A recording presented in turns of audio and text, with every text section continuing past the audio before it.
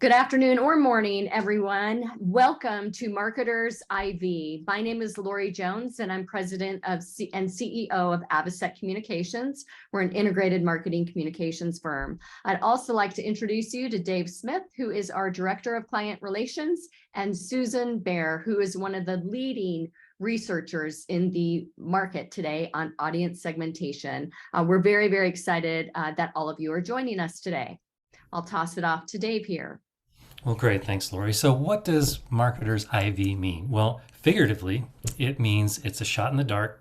No, it's a shot in the arm for marketers who need a bit of inspiration for learning what's happening with their constituents and in the market. And literally, it's inspirational vision. It's an opportunity for you, and the reason that you're probably watching this or should watch this is to learn from others that are planning for 2023, looking at opportunities to learn from others in their space and take advantage of great lessons learned that we're going to share with you today. So we created this webinar series with all of you in mind. We spoke to several people with marketing titles across the United States in early January, and we were really intrigued by learning from them firsthand how important strategy was, how they differentiate, what keeps them up at night, all these incredible things that we as marketers must really tune in on and know about in order to make sure that we fulfill the brand guidelines and the execution of the programs that we deploy day in and day out. So we're really excited to share some of those insights with you today and some of those findings, which Susan will get into in just a minute. Why watch this webinar? Today, we're going to be talking about, again, some of those insights, but also differentiation, some things that you should really be thinking about as we move into 2023, and some of the key elements that we feel are important for you to really understand the strategy chops that you have within your own team, whether it be in-house or something that you might be utilizing out of house. So with that said, I'm going to go ahead and throw it off to Susan to walk us through some of these attitudinal segments. Great. Thank you, Lori.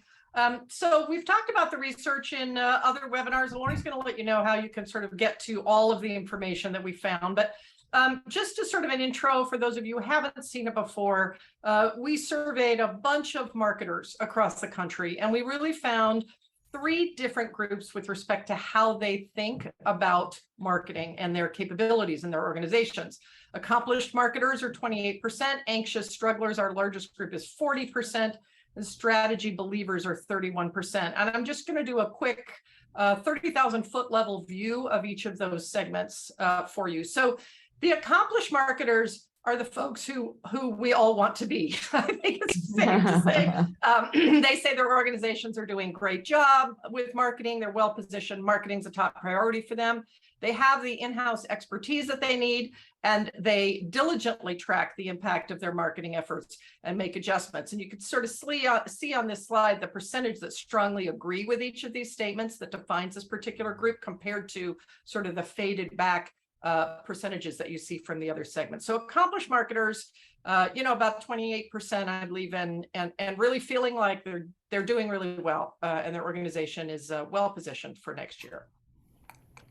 Anxious strugglers, on the other hand, are really saying that their organization needs to do a better job with marketing from a whole range of perspectives. And they have real concerns about factors that are going to impact their ability to succeed. So you see things like, I'm worried about economic conditions having an impact. I'm worried that people don't buy the same way that they used to buy. I'm worried about some of the things that are going on with buyer behavior with employees. Like, they just have a lot of concerns and are really struggling, where you see the other segments really strongly disagreeing with most of these statements about their organization having a tough time. And this is the biggest group, Lori. This is 40%. Right. The third group, strategy believers. These folks really believe that strategy is the answer. They have a very well thought out approach. They're using multiple types of content for their marketing. They're using multiple platforms, and they really support a research-backed strategy approach. So they are not shooting darts at a board, Lori. These folks really believe that strategy is what's going to bring them forward. And while all of these look really different, and they have a lot of other differences too that you can see in the full research, I think it's pretty safe to say that they're all facing down 2023 planning right now, Lori and Dave, regardless really of which are. segment they're in. Yeah, there's no doubt about it. And it's one of the reasons why, again, we're here talking, is so that you, our viewers and listeners today can take a look at some of these details and really use them as they start to plan out 2023. Absolutely. And you said something very interesting. They're all different categories of consideration and where they stand regarding their view of marketing for themselves and others, but really they're all one and the same. We serve three different audiences here at Avocet: early stage, fast growth, and established brands. And regardless of where the maturity of the brand is, we see many of these same categories, woven throughout, whether they're a VC-backed early stage brand or a more mature Fortune 500 brand. So, Lori, when we have someone that's, say, an accomplished marketer, they've been around, they're experienced, and they're planning for 2023. What are the considerations that you might give an accomplished marketer as they get ready to position themselves or help others in their space, a partner, a constituent, or an investor? So much of how we approach marketing is strategy based. And without the strategy in place, and quite frankly, I think the research showed us that the accomplished marketers and anxious strugglers still think strategy. They know strategy is important. Either they have it within an arm's reach, or it's just not something that they're looking at day in and day out, which creates that mindset of where do we go next?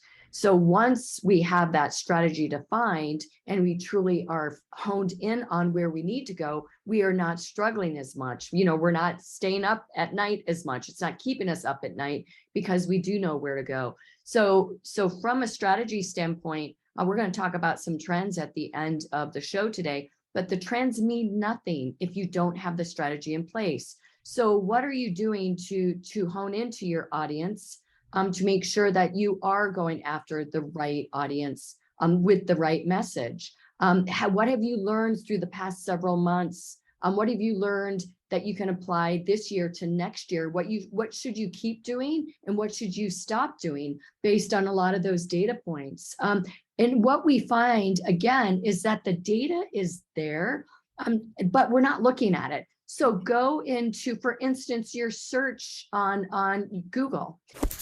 Taking a look at what people are searching for on your website is one of the first key and great insights to learn about what are they looking for, what products are they searching, what questions are they asking. That provides you great data to begin strategy from based on what the audience is looking at. So strategy just isn't, again, shooting from the hip. It's really taking a look at the data that's available, whether you have Google, as I suggested, Google search, G4, which we have a lot of insights from an organic standpoint, as well as social media or review sites. What are people saying about you, and what are they saying about your competition as well? Those are the sorts of areas where I think the anxious strugglers and the accomplished marketers can really tune in on to gain the insight they need to become more of that strategy visionary. Yeah, absolutely. I think that's really important. You touched on a key point in there, alignment, and we're going to talk a bit about that later. But those anxious strugglers, as you addressed, they need to be proactive. They need to be decisive as they're planning budgets and strategies, for the next year, and addressing that in a very methodical way that takes into considerations all of the opportunities that they have to get ahead of the curve is critical. So we've talked about anxious strugglers and accomplished marketers. What about strategic believers or strategy believers? Those are the individuals that they know a thing or two because they've seen a thing or two, right? They've been around, and it's important for them as they come to a marketing agency or a marketing partner to best understand how to utilize them for next steps in planning and execution. So to those, Lori, that come to you that have been around the block and have seen a thing or two, what advice do you give them those strategy believers in how to maybe even focus that strategic approach even more? Yeah, strategy is strategy, right? Once you're a believer, you're never going to go back. And one of the key elements here is, for instance, we've got a great brand, a SaaS client in the brewery and beverage area, and incredible strategic vision from the CMO down. And they needed additional help launching some big programs this year that needed subset of strategic direction, right? It wasn't just high level, this is what we want to do, but how can we use Avocet as an agency to help us determine what the best go-to market strategy is from a PR standpoint, from an integrated standpoint. And because, let's face facts, not, internal teams are not what they used to be. They're not as big as they were in the past. So utilizing agency resources are a great way to ultimately really hone in on what an internal team may not be seeing around the corner, which we, as those individuals that may not be as close to it day in and day out, maybe see a little bit sooner. So that's a great example of how a recent client of ours utilized us this year to launch a great program with great success and great outcomes. It's so interesting what you're saying, Lori, because I remember from my years in corporate, just this feeling of pressure when it came to year-end planning. There's so much to do and there's so many numbers to crunch and all of this kind of stuff. And it's so helpful to sort of step back and remember that if you don't want to sort of be throwing darts at a board or just going after bright, shiny objects, that strategic step, it can sometimes feel hard to do because it doesn't feel fast, but it helps so much in the rest of the process. It makes everything else so much easier. So that's a good reminder. I appreciate that. Well, and the other thing about what you just said is we innately want to skip strategy, right? I mean, I love strategy, but we innately want to skip it because the fun part is really the messaging, the creative, the strategic insights that lead to the execution, right? Like seeing it all come to life. But when we skip strategy, we just don't achieve the results that are probable and possible, if not executed correctly. Yeah. And I know when we looked at the accomplished marketers in this study, one of the things we saw was that they're a little more complacent. They're a little more likely to sort of rest on their laurels because what they've been doing has been working for them. So even if you have a strategy, it's a good time a year to sort of dust it off and make sure that, lots has changed. We've seen a lot of consumer behavioral changes, economic changes. Industries have really had a lot of upheaval. So what worked in the past, even this year, might not be the best approach 100% for next year. So it's a good reminder too, just even if you feel good about your strategy, maybe dust it off and take a last look before you plow ahead with plans for next year. Yeah, we've got a rule of thumb that at least 20% of every strategy should be changing each year, either based on what we are learning with new findings, what we learn doesn't work. I mean, that's a great strategic insight, right? And it means, it also says that we're real bold with our approaches and we're trying things that are not mainstream. And at least we're trying them if they work or don't. But then capitalizing more on what is working as well. So that's a great rule of thumb for everyone to be thinking through as they plan out 2023. If we're going to change 20% of what we did this year, what should it be and why? Yeah. So if you're an anxious struggler, you might be working on different things from a strategic standpoint than an accomplished marketer might be working on, but that's still an important step in the process. Is sort of wherever you are on strategy, take a pause, take a moment and try to get it in a little bit better shape before you head into planning. Another thing I want to add here is the deep understanding of what strategy is. I was in a meeting recently talking to a CMO, and she was talking about the fact that their strategy is content continuity. That's not a strategy. That is execution. And I just so badly wanted to, the coach inside of me just really wanted to step in and, start coaching, but it was not my position because her boss was in the room as well. And I did not want to embarrass her. But that is not a strategy. She is an anxious struggler who believes that she's very, very strategic. And, those are some things to really kind of check the box with when it comes to planning for the next year is what am I comfortable with? Is it truly strategic, and where can I gain additional insights and help, whether it be a one-on-one coach or outside resources or anything like that? I would really urge people to think through that. Interesting. So if you're in an organization that itself is struggling to be strategic, you may not have a really good sense of what strategy is and may need to find some other resources to educate yourself. And hopefully, if you're in a leadership position there, you can sort of help guide the rest of your organization along that path. That's a great point. Completely agree. Okay, moving along here.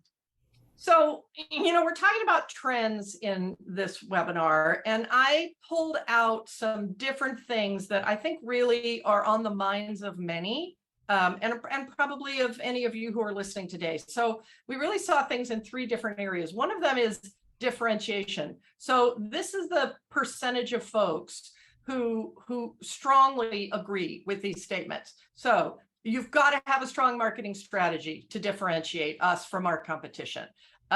Managing our brand identity is important from a differentiation standpoint, which might not be something everybody thinks about, right?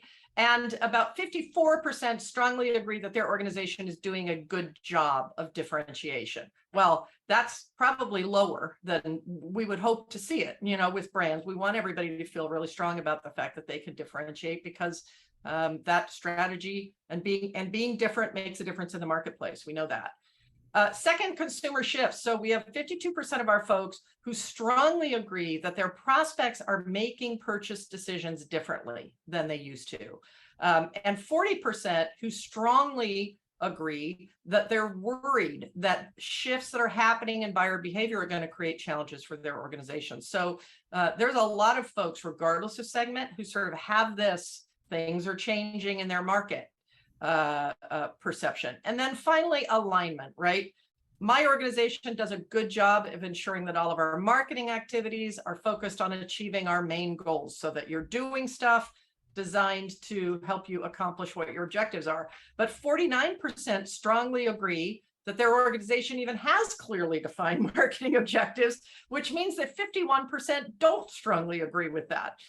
So there's sort of a challenge there with folks knowing that alignment is important, but maybe not being able to pull it off very well right now. That's right. Well, it's so interesting. Those 3 are topics and scenarios that come up each and every time we talk to our clients and those that we're consulting with. Differentiation, for one. I would say that 85% of those that come to us and say, when we ask them how they feel they've differentiated themselves from the rest of their market competitors, they raise their hand and say, absolutely. And then we line up their logos with 4 or 5 or 10 of their competitors, their vision statements and their missions, the look and feel of their website, maybe the product differentiators that they tout in print, digital, and experiential, and they look remarkably the same. So we're fond of talking about the sea of sameness and the range of acceptability. And Lori, when you talk to a strategy believer who comes to the table and says, I believe we're differentiated, now help me sell more stuff more often for more money, how do you lead them down that road to maybe point out that there are ways to improve and differentiate even better? I think this goes for all 3 audiences, by the way. We talk a lot at Avocet about, do we challenge someone or do we challenge something?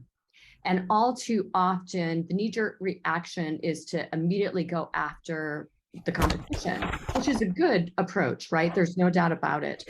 But challenging the competition, especially if you are a challenger brand, can be an uphill battle. So that's the sort of situation that, yes, we want to make sure that our brand look and feel is different.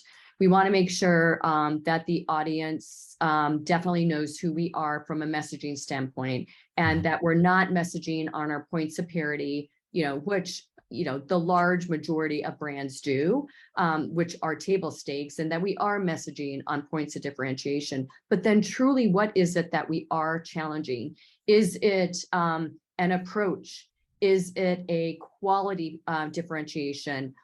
Is it that we want to set a new standard for the way a given industry should be approaching X? There are all sorts of ways to really elevate the brand and create awareness by, becoming a premium brand and truly differentiating yourself from everyone else just on how you do that. That, I think, is something that any brand out there right now should be thinking and taking a hard look at, is how do we differentiate? And it isn't just the table stakes that might feel comfortable, but it's typically not going to achieve that fast result that we're looking for.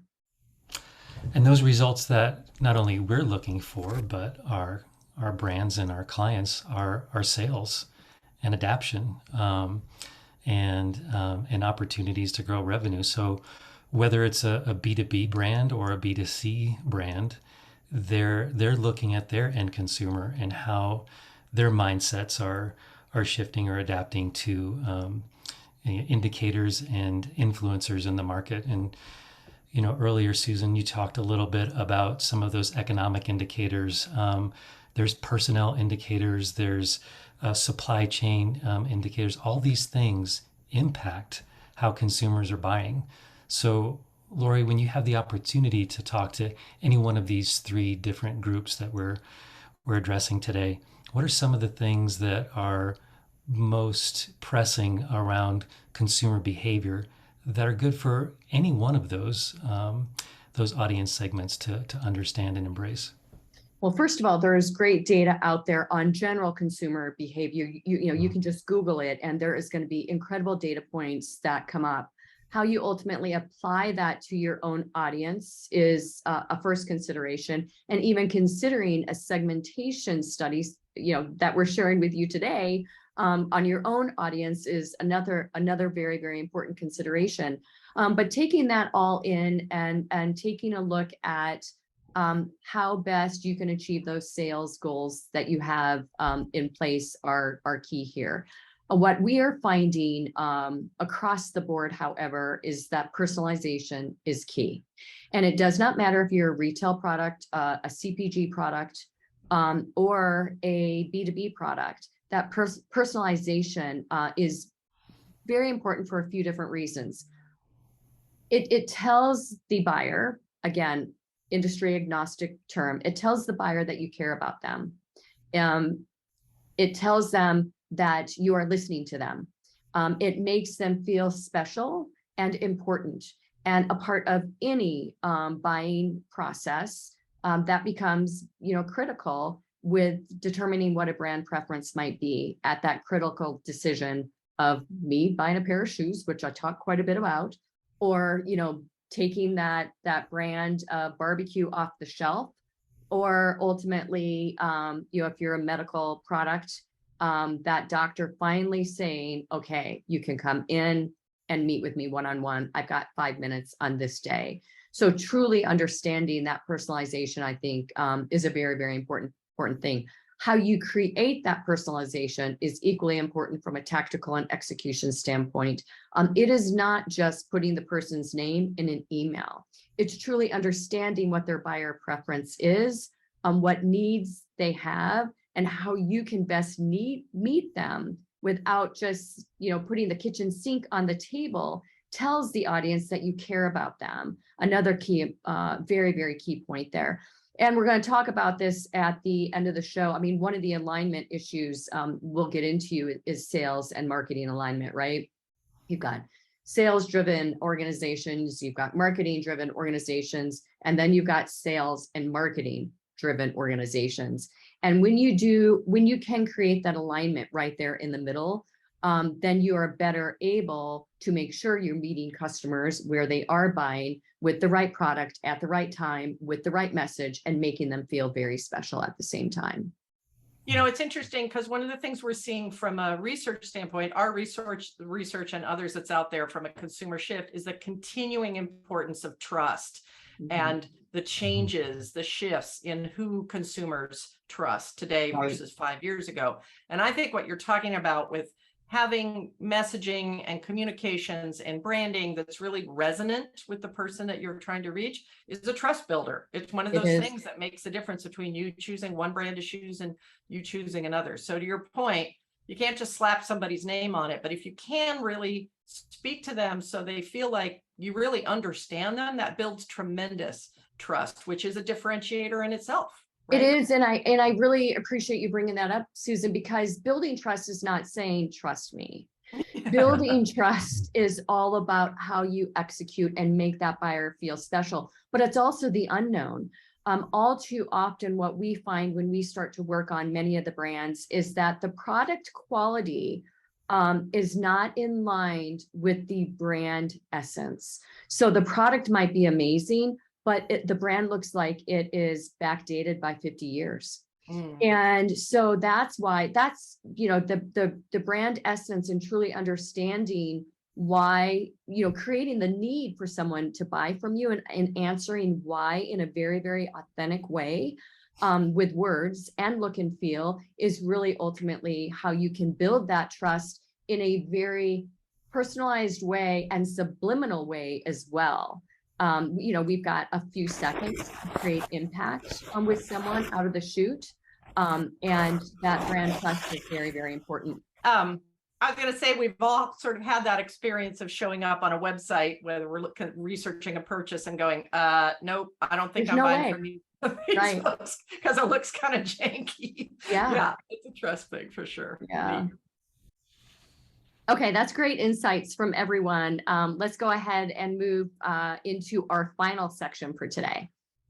So I thought it'd be helpful to give people just a sense of what these marketers say their organizations are going to be pursuing in 2023. And first of all, it's a long list. This represents everybody in our study, regardless of segment. Social media marketing and online advertising really at the top in terms of popularity, with the number of respondents saying that's going to be happening. But there's a whole bunch of other stuff on here, not so much for artificial intelligence and some of those things down at the bottom, but there's a lot going on in terms of the plans of folks for next year. We do see some differences by segment, however, and I thought it might be helpful to sort of show everybody, if you want to, there we go. So in the orange there is those strugglers, and you can see the extent to which they are less likely to be engaging in even the most popular tactics in the next year compared to the other two segments. So, it's probably not helping them that much because they're already struggling, and they're less likely to do some of the things like, for example, content development or brand storytelling that can really have an impact on your results, I would think. They absolutely can. And, one of the areas that we think is very important that really ties into a lot of what you've just talked about there, Susan, is a very, very integrated approach. Dave, do you want to tee up a question right there? Sorry. Oh, okay. I didn't. Okay, for sure. So, Lori, as we look at a brand that comes to the table with maybe just a limited budget and a short runway to achieve some of the goals that they have, what types of advice do you usually give for making sure an integrated approach is considered regardless of the budget or the timeline? What we feel is very, very important is not putting all your eggs into one basket. So we're an integrated firm, and we integrate owned, shared, earned, and paid approaches because we know that creates faster growth. If you do put all your eggs in one basket, say it's only earned media, PR, and all the facets within that, you can create some great unicorns of impact. But sustaining those unicorns are very, very difficult over time. So that's where you might want to take a look at integrating a shared and an earned approach so that you can capitalize more and extend that message in a greater and more fruitful way. We're going to get into how we do that here in just a second. But even if you consider just a couple elements of all of an owned, a couple of shared, earned, and paid as a part of that integrated approach, knowing that you can build each of these, concentric circles and approaches over time, becomes a really important consideration. It really does, especially when somebody feels that making a large investment in their website is going to cure so many different parts of their, sales and marketing woes. It's really only the tip of the spear, isn't it? It really isn't. We just experienced that with one of our new clients, right? Mhm. They've got a seemingly great website, but it's not working for them. They're having to spend so much money on SEM to drive traffic, that once an individual gets to the website, they're confused. That they're, back to personalization. It doesn't feel as though where they are landing based on the keywords that brought them to the website is where they should be. So there's a disconnect there. A lot of things that need to be fixed, from a content standpoint, from an organic standpoint, on-site standpoint, information, the full gamut.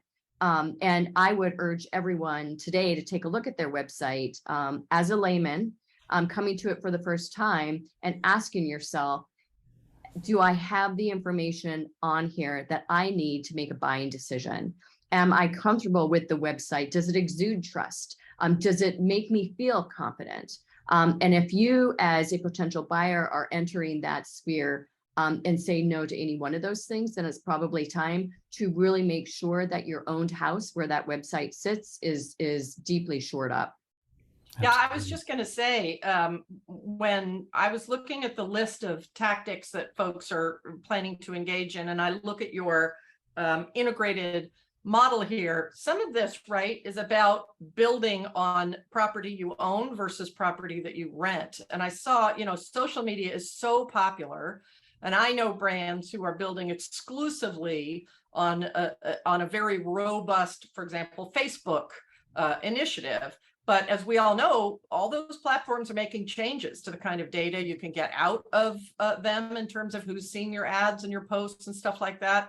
And so some of this integrated approach really is trying to make sure that you've got Control. your content and your visibility where Yeah. you're going to be able to hold on to it, in addition to some of these places where you can get exposed so easily to new potential buyers. So really balancing that mix is important, I think, right? It is. And a lot of it has to do with, what we talked about a moment ago, with the consumer habits changing so much. If you are a shoe company or a clothing company, or, a nutraceutical company and a litany of others, you can do a lot of selling direct on Facebook. There's no doubt about it. But the more B2B you become, you want to be able to move them into your own platform, the platform that you've got control over. And even with a consumer, that's where a lot of upselling happens, as well as ultimately once you get them to your environment, you can upsell and sell more product to them. But a lot of buying does take place there with consumer product. But nonetheless, providing that customer an area that's a controlled environment, such as your website, the landing pages, the microsites, whatever they might do, becomes a very, very important part of that. We talked about this a minute ago as well. There's usually not brand alignment. So once they get to that website, does it truly feel the same way that message did on whatever media type it was, whether it was a PR story, a Facebook post, or a paid ad? Does it create that alignment once they land there? Mhm. And therefore trust. Exactly.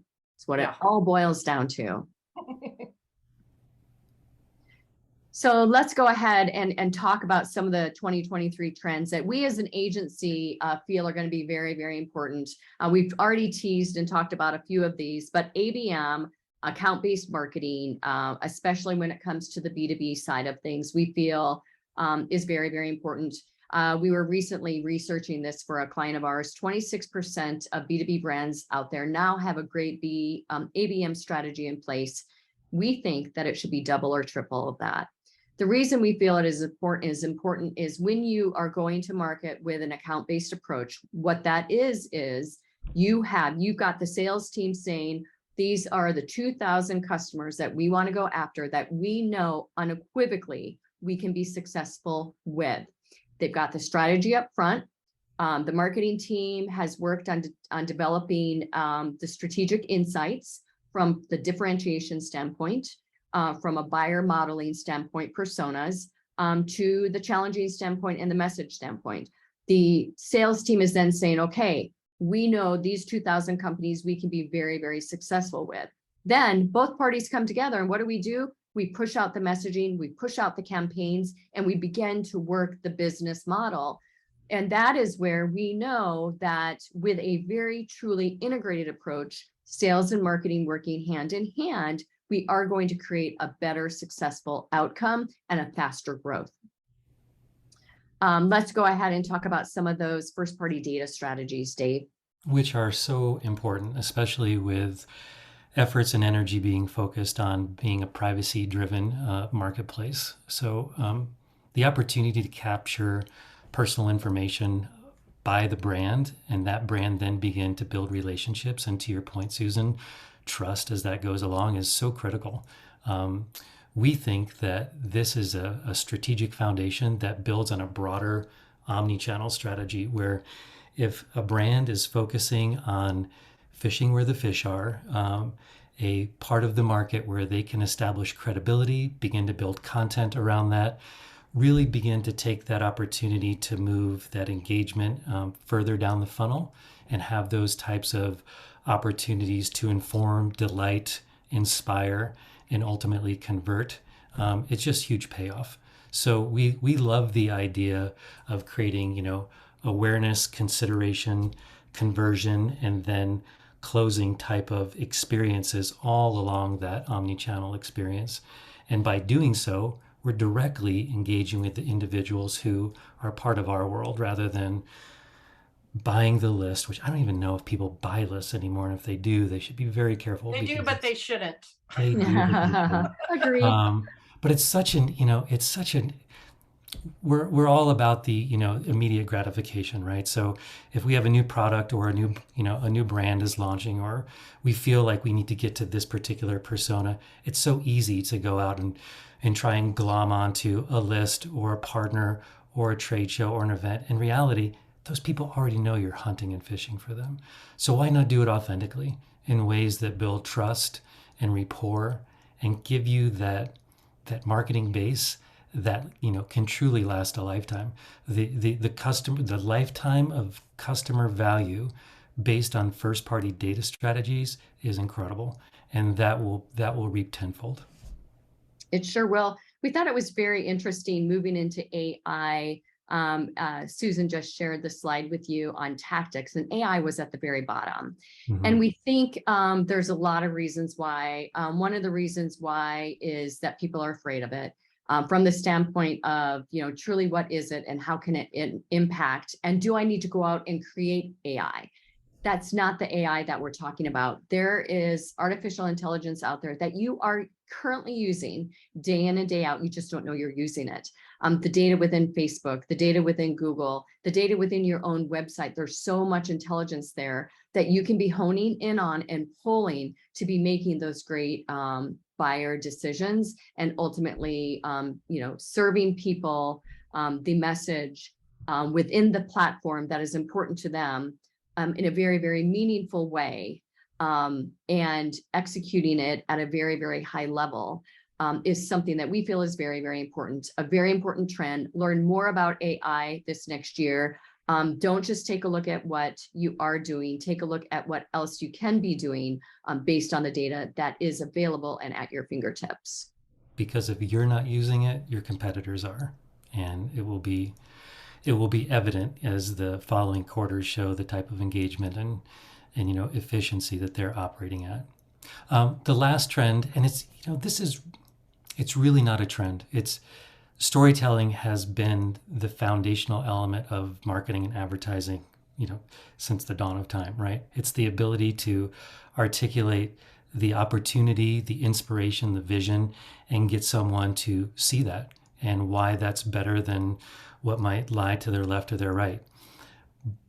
But video is an opportunity that so many brands are capitalizing on. And it's not just video is new either, a trend, but it's the platforms that it's residing on. It's TikTok and Instagram and YouTube Shorts. And because it's so inexpensive to become a content creator yourself, and I go back to that omni-channel approach. If you're creating a storyline and that's part of your own organic story, and then it becomes part of the brand story that is shared, virally, it becomes part of your out-of-home experience. It then morphs into print and digital. That becomes just an opportunity to weave that story through all places and spaces. So if you're not embracing storytelling with video, short form video on different platforms that could be advantageous to you. Of course, you want to be, generationally sensitive to, the platform, but it's a very economical way to reach millions of people very quickly and then capitalize on that with more traditional forms of marketing. Dave, we do a lot of research in B2B. And one of the things that just continues to be striking is the extent to which B2B decision makers are using something like YouTube to do research and get resources about the different purchasing decisions and products, services, brands from a B2B standpoint. So really powerful, regardless of whether you're a B2C with buyers on TikTok or whether you're in a B2B and they're on LinkedIn and YouTube. Think about this, 66% of B2B buyers will use video to do their research before they even reach out to a sales or a contact person at that brand. We recently went out to buy a vehicle. Automotive brands nowadays have reduced the lot inventory by over 80%. Because of supply and demand, logistics, obviously all those considerations, economic indicators. So now you have these automotive dealers with these huge lots with a handful of vehicles, and they're relying on people to engage with their website, to watch videos, to look at social validation, to see what others are saying, to look at reviews, both first and third party, to make a buying decision that would cause you to put down several $1,000s before you even sit in the vehicle. That's huge. Video is so It is powerful. huge. Yeah. Sorry, go ahead, Lori. They say that 90% of a buyer's decision is made before you even talk to them. Yeah. And how are they doing that? Yes or no, by the way, pro or con. How are they doing that? A lot of what we've just talked about, the website, the integrated approach, all the above. Mm-hmm. Yeah, I just want to ask one more thing about storytelling. We just finished another study which highlighted in a particular industry how many of the organizations that we were surveying were seeing a situation in which sort of the leadership team had a story about the brand and the organization, but the sales team was communicating a really different story to the people that they were trying to buy from. And a lot of these folks felt like their potential buyers might be getting sort of mixed signals about what the brand story is. So that alignment and strategy thing you're talking about it sounds like it's really core to this storytelling thing, that the stories themselves have to be aligned so that no matter who you're hearing from in an organization, in what kind of medium, on what platform, it's all consistent. It's right. It's a very, very important point. One of the tools that Avocet does to create internal alignment is a tool called a vivid vision. We find too often that people within an organization truly don't understand what the vision is of the senior leadership team. And this is a great example of how it ultimately trickles down from a product standpoint as well. And the senior team versus the sales team or marketing team, it could flip-flop about who's right and who's wrong, right? You just don't know. But the most important thing is that the alignment is there. And if the alignment is not there, then how much are we losing and how much market confusion are we creating by the fact that we're not aligned internally? It's a very, very important point. Lots to think about for Well, 2020. there is lots to think about. And we're looking forward to seeing you guys next time, where we're going to talk a little bit more about how ultimately you can take some of those key approaches that you are deploying and turn them into what we refer to as a hub and spoke approach. Turn that into an area in which you can take a single piece of content or a single approach. It can be anything within the owned, earned, shared, and paid as your hub, and then how you ultimately build that out downstream to create the consistency, to create the alignment, to create the novel approach to how we are marketing, and to get everyone on the same page internally, so that your market fully understands who you are, what you do, and why they should be excited about it. We look forward to talking to you about that next time. Until we, I'm sorry, Dave, go ahead. Absolutely. And so until next time, we've got a couple of ways for you to tap into what we shared today and the previous seminars that we've brought to you. You can visit avocetcommunications.com/IV, and you could do that, use that to download the executive summary, look at the full visualization of the research, and learn more, because we're constantly updating that. So Lori? Thank you all so much. It is so exciting to be chatting with you today, no matter what time of day it is that you might be taking a look at this. And here's information on how you can go ahead and reach out to us. Thank you so much. We look forward to seeing you next time on the Marketer's IV.